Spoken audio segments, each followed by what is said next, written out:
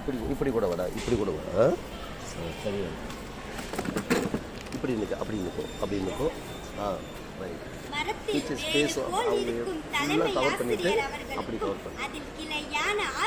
ஆசிரியர்களுக்கும் பின் மரத்தில் இருக்கும் இளையான மாணவ மாணவியர்களுக்கும் உங்கள் அனைவருக்கும் எனது முத்தான முதற்கண் வணக்கத்தை தெரிவித்துக் கொள்கிறேன். நான் பேச எடுத்துக்கொண்டுள்ள தலைப்பு விழிப்பான இந்தியா, செழிப்பான இந்தியா. உலகிலேயே மிக சிறந்த நாடு இந்தியா. உலகிலேயே மிக சிறந்த நாடு இந்தியா. செல்வங்கள், தொன்மைகள், திறமைகள் என அனைத்திலும் உலகிலேயே வியக்க வைத்த நாடு இந்தியா. அப்படிப்பட்ட நாடு இன்று பல சரிவுகளை சந்தித்து வருகிறது. இந்த நிலைமை மாறுவதற்கு மக்களிடையே விழிப்புணர்வு அவசியம். அப்போதுதான் நம்மால் செழுமையான இந்தியாவை உருவாக்க முடியும். ஒரு நாட்டில் வளர்ச்சியை மேம்படுத்துவது ஒவ்வொரு குடிமகனுடைய கடமையாகும். இன்று புறந்தறுதல் எந்தலை கடனே, சான்று ஆக்குதல் தந்தைக்கு கடனே, வேல் வடித்து கொடுத்தல் கொள்ளருக்கு கடனே, நன்னடை நல்கல் வேந்தற்கு கடனே என்று பொன்முடியார் ஒருவர் ஒரு பாடலில் குறிப்பிட்டுள்ளார். மற்றவர்களை குறை கூறுவதற்கு முன் நமது கடமைகளை எந்தவித குறையும் இல்லாமல் சரியாக செய்தாலே நம்மால் செழுமையான இந்தியாவை உருவாக்க முடியும்.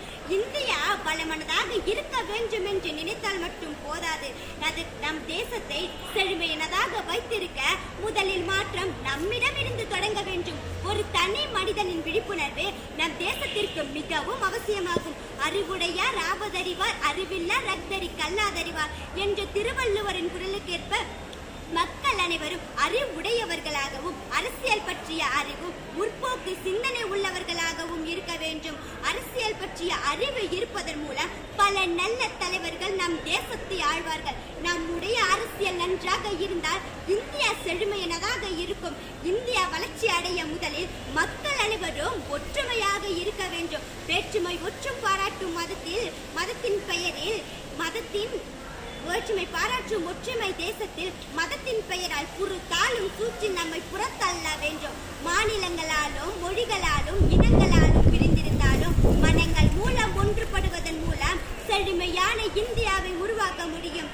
தியாகத்துடன் சுதந்திரத்தை பெற்று தந்த நம் முன்னோர்கள் காட்டிய பாதையில் சென்றே பயணிக்க வேண்டும். அவ்வாறு பயணித்தால் மறைந்த ஐயா டாக்டர் அவர்கள் கூறியது போலவே நமது இந்திய தேசம் ஒரு நாள் வல்லரசாக ஆகும் என்பதில் ஐயமில்லை. வந்தாரை வாழ வைக்கும் பெருநாடே, உலக நிகரில்லா பெருமை கொண்ட பெருநாடு, இயற்கை எண்ணெயின் தனிநாடு, அதுவே எங்கள் தாய் நாடு. பார்க்குள்ளே சிறந்த நாடு, கார்முகிலும் விரும்பும் நாடு, உலக புகழ் பெற்ற ஓர் நாடு, அதுவே எந்த தாய் நாடு.